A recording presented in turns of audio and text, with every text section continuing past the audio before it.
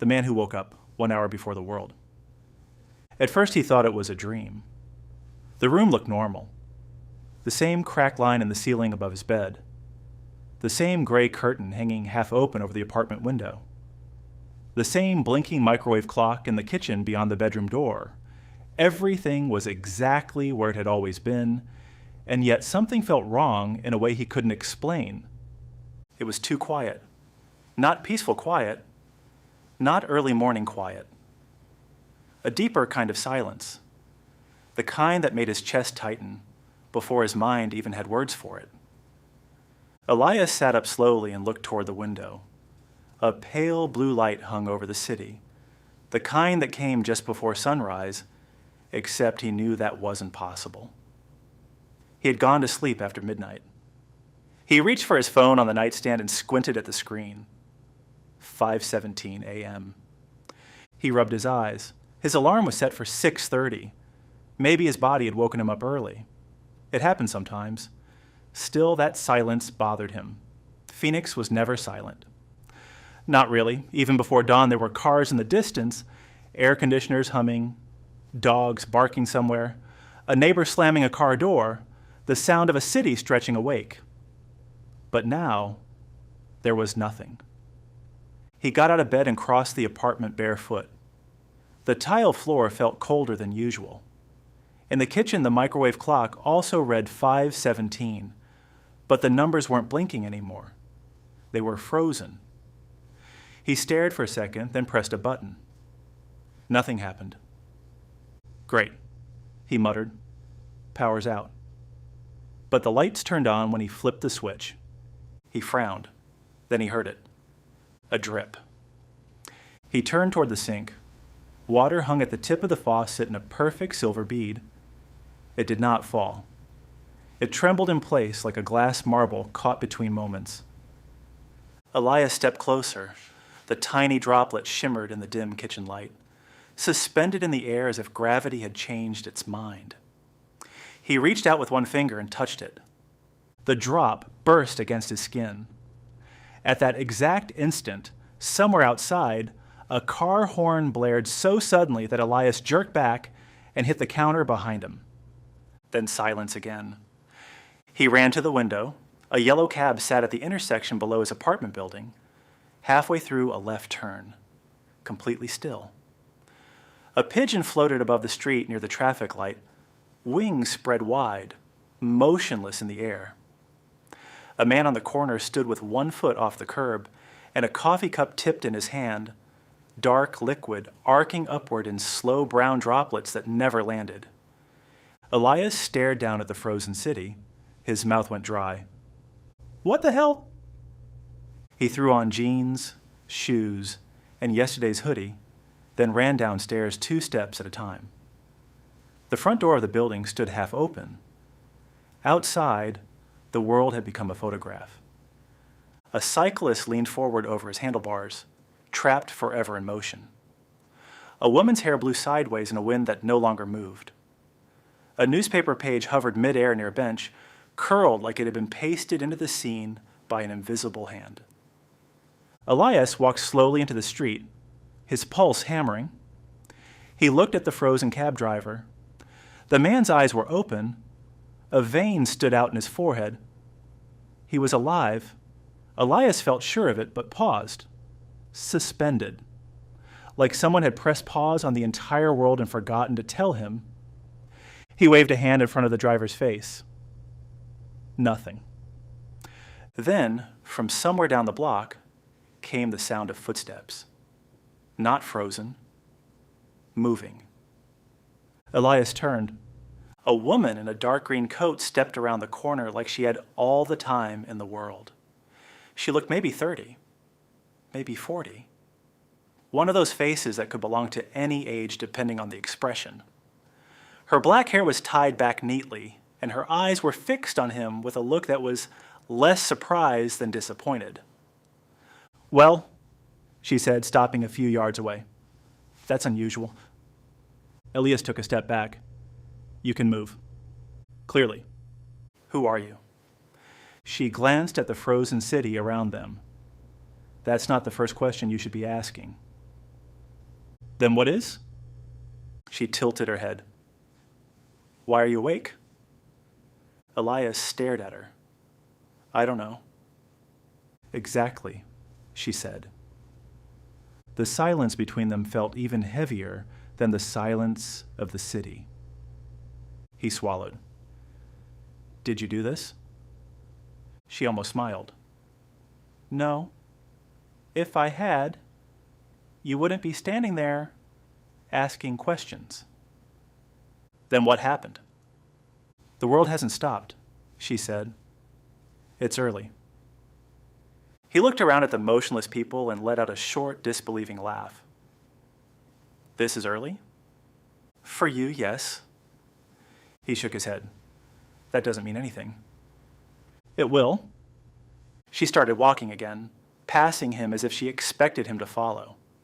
He did. Wait, he said. You can't just say something like that and keep walking. I can, she said, and I am. Who are you? My name is Mara. That's it? That's enough for now. They walked past frozen storefronts and silent traffic lights. Elias kept looking over his shoulder, half expecting the world to lurch back to life, but nothing changed.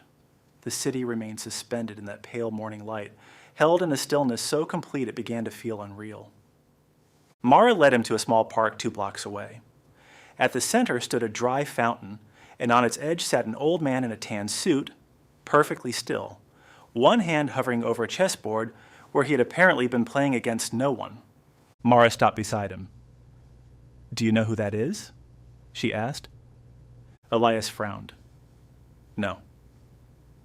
He's the reason you're awake. What? She leaned closer to the frozen man and studied his face. Or rather, the reason your hour has begun. My hour? Mara looked at Elias as if deciding how much truth he could survive at once. Every so often, she said, someone wakes up before the world. 1 hour before it, to be exact. 60 minutes outside the normal movement of time. Elias stared at her. That's impossible. And yet here you are. He looked at the old man on the fountain. So what? He picked me? In a way. Mara reached into the old man's jacket pocket and removed a small brass key. Elias blinked. Are you robbing him? No, she said, holding up the key. I'm showing you what he left behind. Left behind for who? For the next person. She placed the key in Elias's hand. It was warm. Engraved on the bow of the key was a single word. Lantern. Elias turned it over. What is this? A choice, Mara said. He looked up. I'm getting really tired of mysterious answers. And I'm getting tired of first awakenings, she replied. So let's help each other. She began pacing slowly around the fountain. There are doors in every city, she said. Not physical doors, not exactly. More like seams. Hidden places where time folds thinner than it should. Most people pass them every day and never notice. But once someone wakes early, they can find them. And the key? It opens one. For what? To see what most people never get to see. He laughed once, nervous and sharp. You're insane. Maybe, Mara said. But you're holding a key from a frozen man in a stopped world. So I'm not the only one with a strange morning. Elias looked down at the brass key in his palm. He hated that part of him already believed her. What happens after the hour ends? The day continues. No one remembers. No one knows. And me? You remember? Why? Because once you wake early, you always remember. A breeze touched his face then, brief and cold. He looked up. The frozen newspaper near the bench trembled slightly. How much time do I have?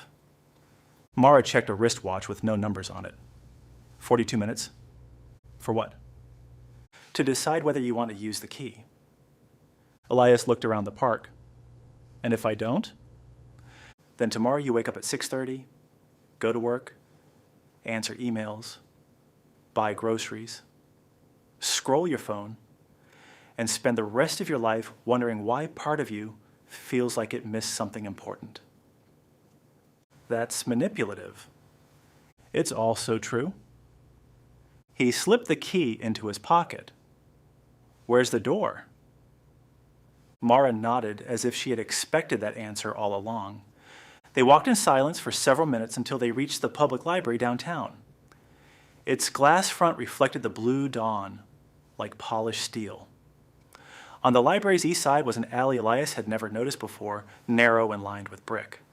At the far end stood a plain metal service door. There, Mara said. That's just a door. All important doors look ordinary. He approached it cautiously.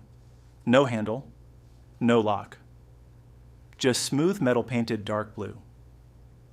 Use the key, Mara said. There's no keyhole. There will be. He placed the key against the center of the door. For a second, nothing happened. Then a circular line of light appeared beneath the brass, tracing itself outward like molten gold. A keyhole formed, glowing softly. Elias stepped back so hard he nearly lost his balance. Mara folded her arms. You're doing fine. I'm not doing fine. Reasonably fine, then. He inserted the key. The lock clicked. The door opened inward without a sound. Beyond it was not a hallway, not a room, not anything Elias could explain.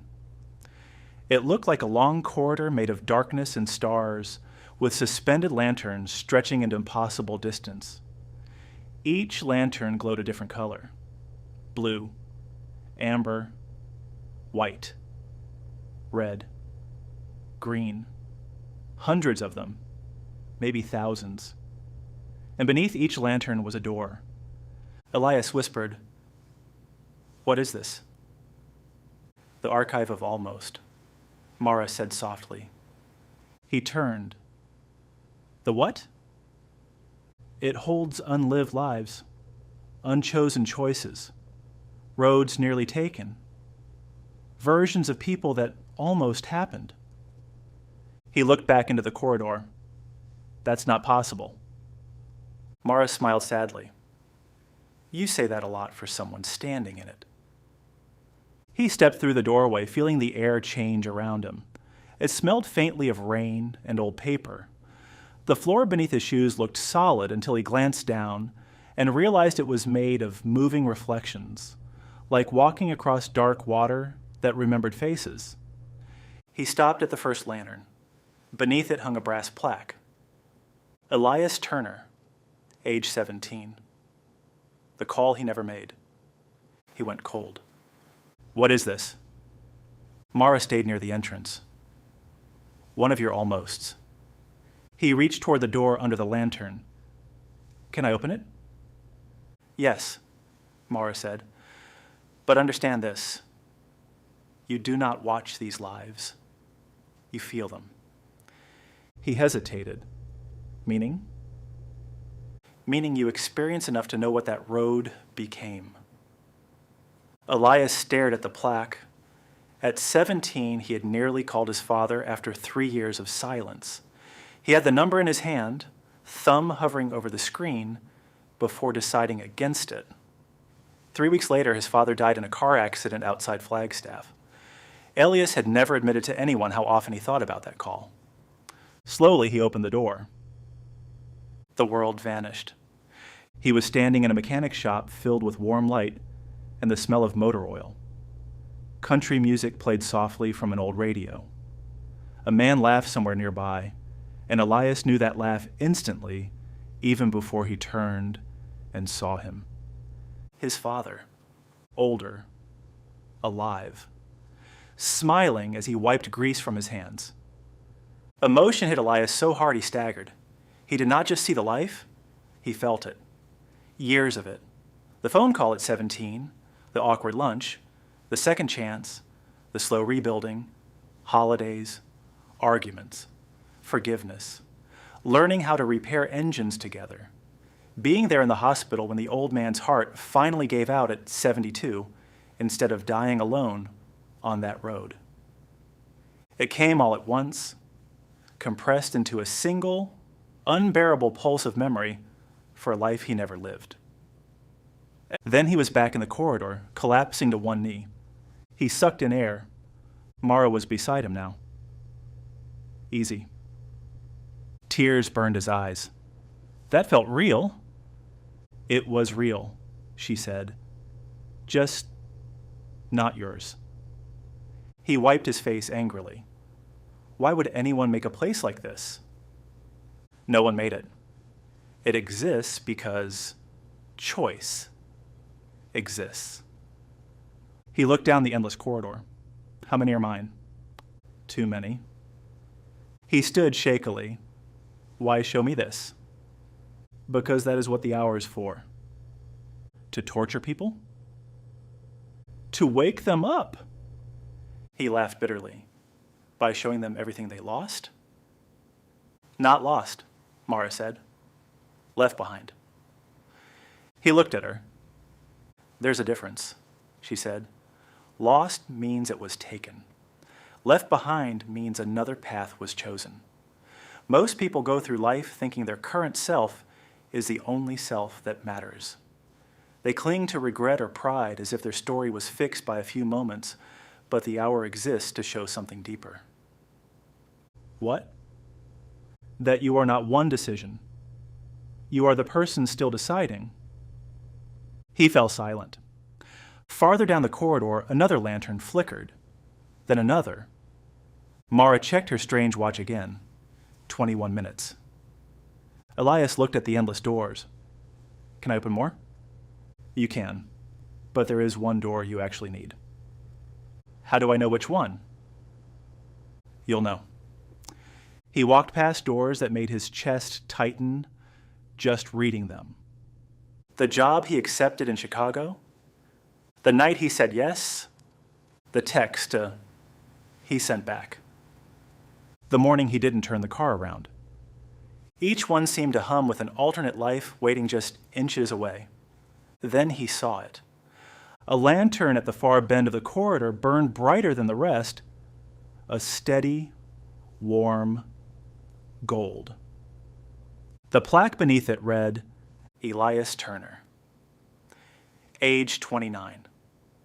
The life he still has time to choose. He froze. His voice came out thin. This one hasn't happened.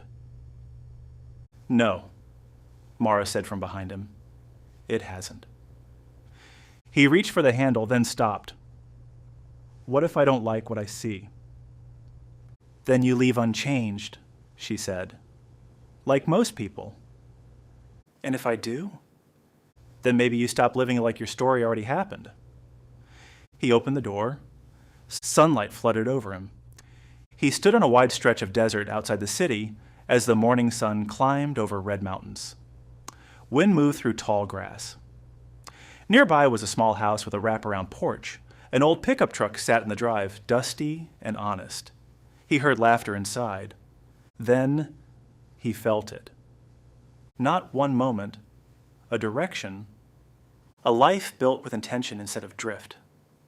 Work that felt real. Days not wasted in numb routine. Fewer people, but true ones. A woman's hand in his.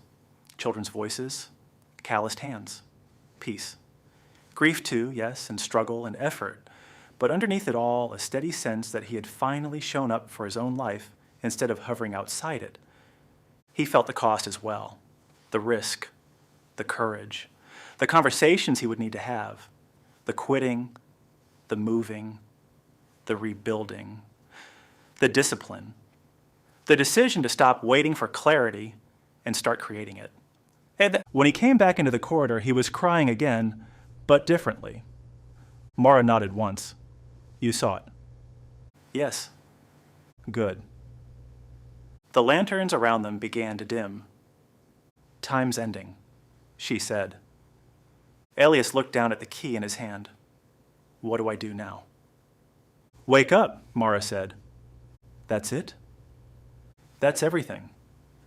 The corridor trembled. The doors blurred into lines of light. He looked at Mara one last time. "Will I see you again?" "Probably not." "Who are you, really?"